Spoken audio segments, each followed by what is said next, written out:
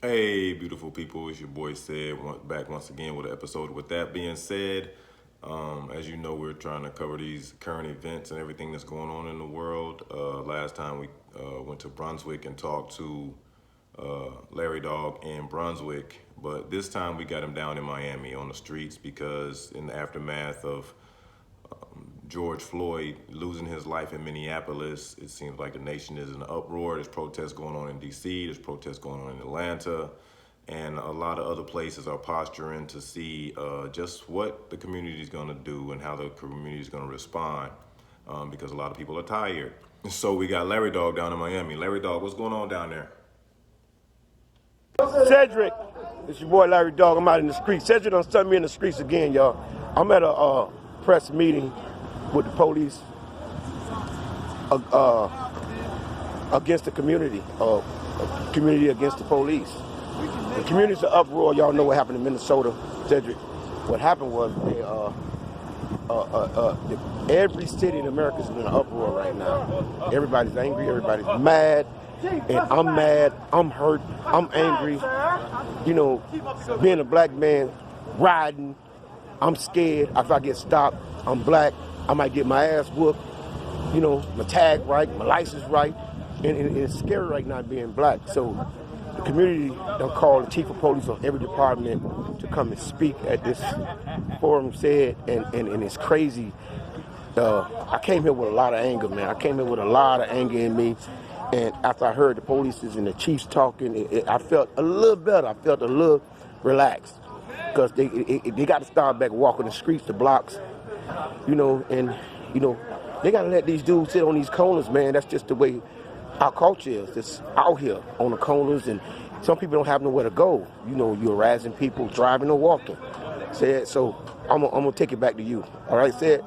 I'll be right back, man. I'm coming right back again. I'm trying to get a couple of officers. I'm gonna talk to them. All right, Dog, we appreciate that word. Thank you for being out there. I like how you slipped up and said police against the community, but maybe it wasn't a slip up at all because that's really how people feel right now. People are really out here feeling like it is the police against the community.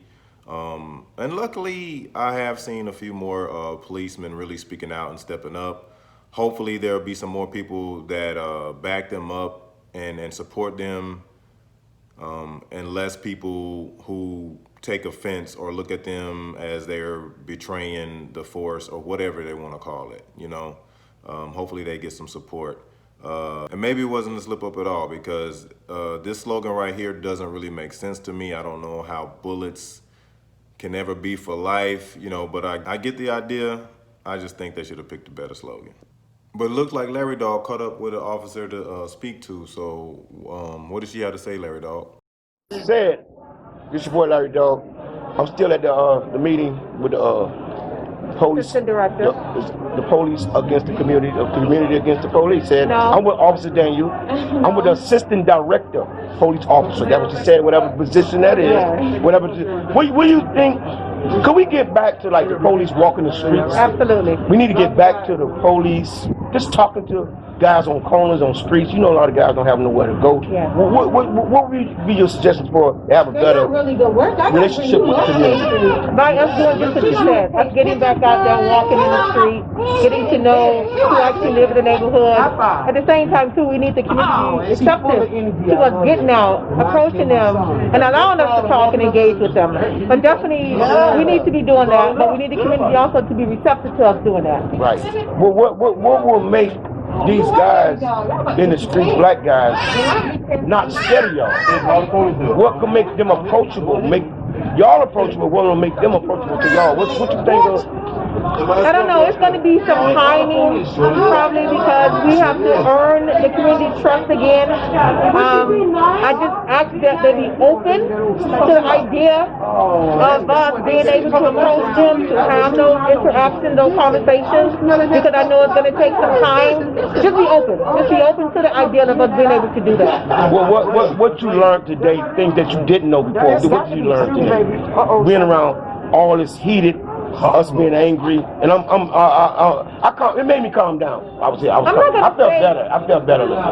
Good job. Just officers in leadership, like the directors and the chief, are taking ownership of calling out this injustice or calling out the inaction of the officers that was around that did not do anything, that stood by.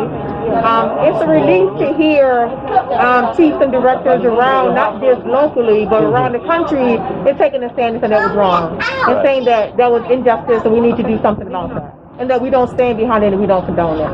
Y'all heard it from Assistant Director, Officer Dane. She said when we can say Assistant Director. That's my title. I don't know what the hell that is. I know the lighting, the stage crew, and get on the stage and with the lighting and Assistant Director, Officer Dane, y'all. Yes. Back to you, Sid. Back to you. All right, we appreciate Assistant Director Daniels saying that and speaking on how there are members of the police force and law enforcement who know that this was wrong and are taking a stand and speaking up about it. That's reassuring. At least we've come that far, because we know a lot of times that hasn't been happening in a lot of other cases. So it's good that is happening now. Anybody else out there for you to talk to? I'm with the Vice Mayor of Miami Garden, and we're still at the press meeting, right? What you think? What you think should happen with the police and the black community to get trust for the community to be approachable, to approach the police? What you think should happen, Vice Mayor? There has to be communications between our community and our police. The communication is broken. But in this particular case, in America, you're so innocent until proven guilty. The brother Floyd did not get a chance in the courts. But we're giving that police officer a chance to be prosecuted, because that is murder, and he should not go free. When you first saw that tape of how he had his knee on his throat, how did it make you feel? Angry. Enraged, and I was in a bad place. Yeah, but we should not react with emotions.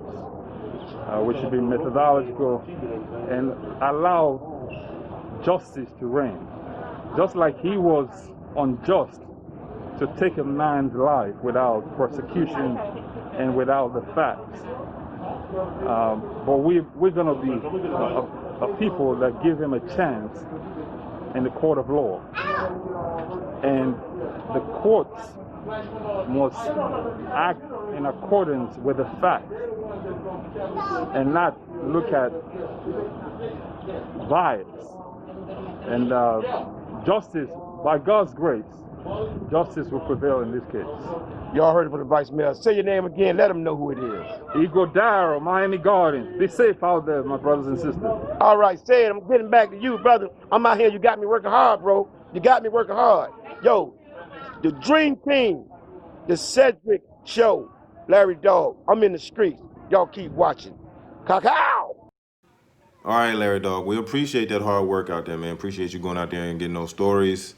But it looks like this work is just now getting started. I mean, it's probably going to be more to come. So we appreciate y'all listening. Appreciate you watching.